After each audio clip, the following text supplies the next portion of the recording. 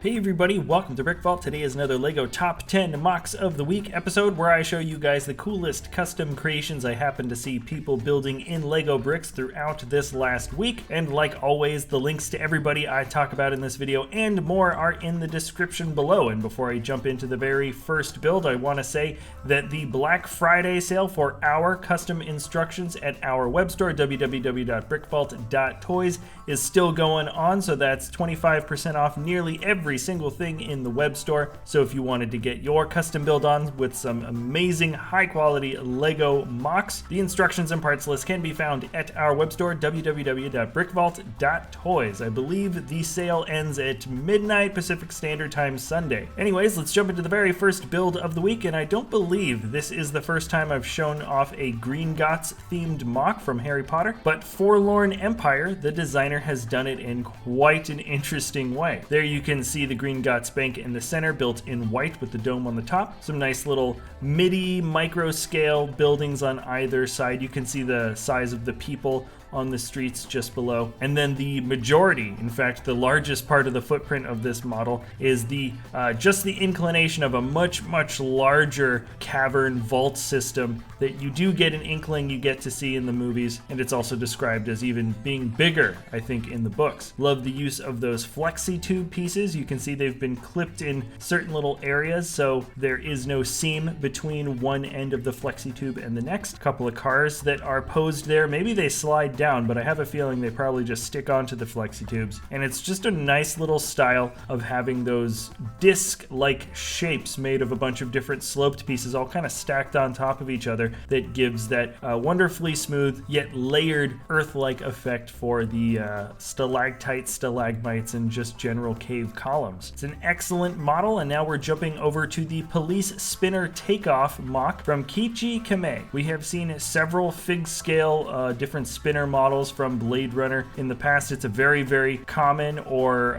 well sought after design. I think a lot of different designers love to take a stab at this vehicle. And not only is this an excellent rendition of the speeder at this size, but it's also got the atmosphere, that Blade Runner cyberpunk atmosphere that the film is so incredibly famous for. The build for the smoke or steam that kind of shoots out the bottom looks great, and the characters walking around this area all look pretty unique, and it's just a wonderful little slice of this Blade Runner atmosphere. Much like the spinner, this next one, the Gundam RX78-2, or sometimes the -1, is an incredibly popular and well-treaded design when it comes to LEGO bricks, and Marco DeBon did an absolutely awesome job putting together what I would describe as a midi scale version of this guy. It's not quite a mini build, and it's certainly much smaller than a fig scale, but like so many great designers, I think this guy found a scale that really works to fit in a lot of those wonderful proportions, and what you get is a great look for a Gundam. This model is very posable. It comes with the shield,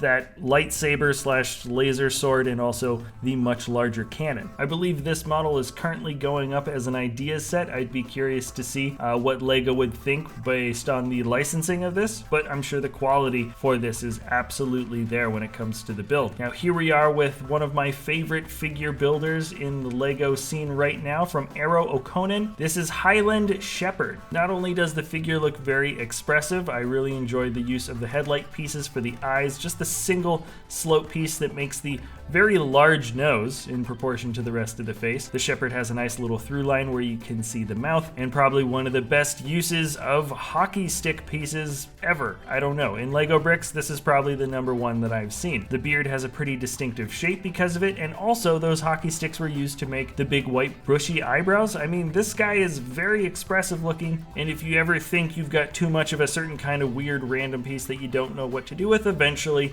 something will probably pop into your head, and this is a pretty darn good example of that.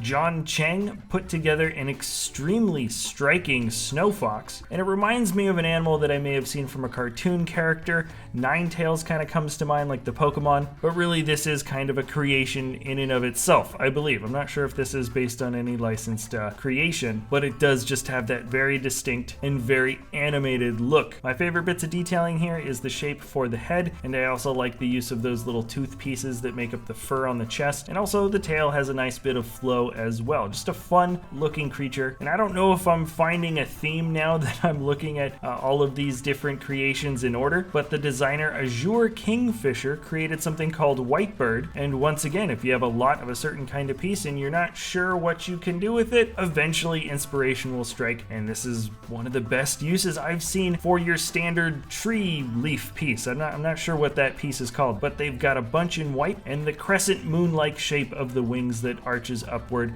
is perfectly symmetrical, and it's just a wonderful thing that I think could be hung up on the wall. You can see that this creation has already been designed to be hung up from the ceiling or possibly against the wall, and it's a design that I would say fits much closer to an elegant little art piece than a simple fun Lego creation. At the end of the day, I think Lego is art no matter what, but this has just got that nice little elegant touch to it, and now we have some great looking tanks from Ngoc Truong called the Afrika Korps Panzers. So those would be the German Panzers found in World War II during the Africa campaign, and the style is a little bit more compact. I don't know if it's minifig scale. It looks like it possibly could be, but there are some subtle little slope pieces added with hinges on the sides of the top turret, and each one of these tanks just feels very complete, very simplified, and they fit in well with the desert scape below that's made of mostly slope pieces tilted onto their side. Now moving on to the bottom three, I'm not going in order from best to worst, it's just kind of the order that I find the most interesting. This is probably one of the most unique city layouts that I have seen. Definitely not the biggest, but Paul has built Buffalo Phil's Brick City, and it's got a unique style and look that you just don't find in other larger cities built from Lego bricks. The few things that I've managed to grab onto that I think really separate this city from other ones is A, these buildings are much taller than your standard modular creator set, which a lot of other cities are kind of designed after, and B, these builds are incredibly colorful. A lot of them have a very bright, vibrant prime color with accents of other very bright colors as well. We've got some wonderful large brick built letters, and each building has such a distinct, unique style. You know exactly where every little creation starts and ends. The tiered level of these creations has an interesting effect where you can kind of see a secondary train built halfway up the this mountain-like structure, and as the buildings move inward, they completely change. I think it adds a lot more depth to this creation in total when you see different stacked layers of different kinds of buildings as you move upward, and then it's broken up with a much larger brick city apartment style building that's on one edge and a very tall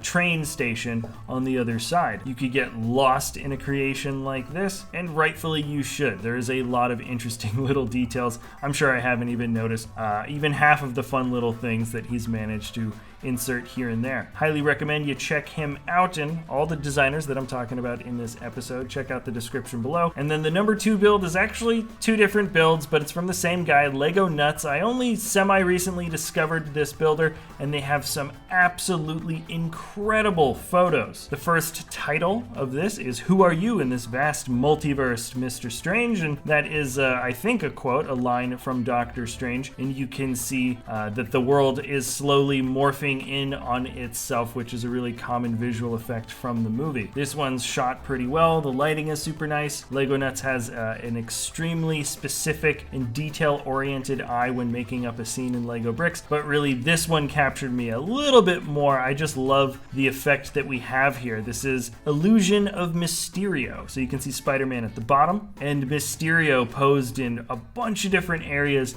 in this kind of crisscross labyrinth mysterious world that he's created. I'd be curious to know if he has one Mysterio fig that he's managed to just take multiple pictures of in different positions. That's my guess, actually. I doubt he has 11 or 12 different versions of the same minifig that he set up all in one shot. Either way, the lighting's awesome when it comes from below. And then this last one's kind of fun. I'm starting to get into the holiday spirit. It is Santa's Little Helper. That's the name of it, and it's from the designer Sylon-tw. I just like the simple, fun reimagining reimagination of Santa's sleigh, which is a pretty souped up looking sports car of the future. That's just my guess, my impression. You can see that the hood is open. We have a massive V6. The roof is down. It looks like a converted, maybe a Corvette or something. And then the back is built wonderfully. I love the use of the rubber band pieces that make up the bows on the presents. That's great. The presents themselves all have a bunch of different bright colors. They pop out really well against the red. And you'll also notice that Santa isn't driving the sleigh, which I find very interesting. I guess that's where the title comes from. And so far, this is one of my favorite Christmas-themed creations that we happen to see built in Lego, but I know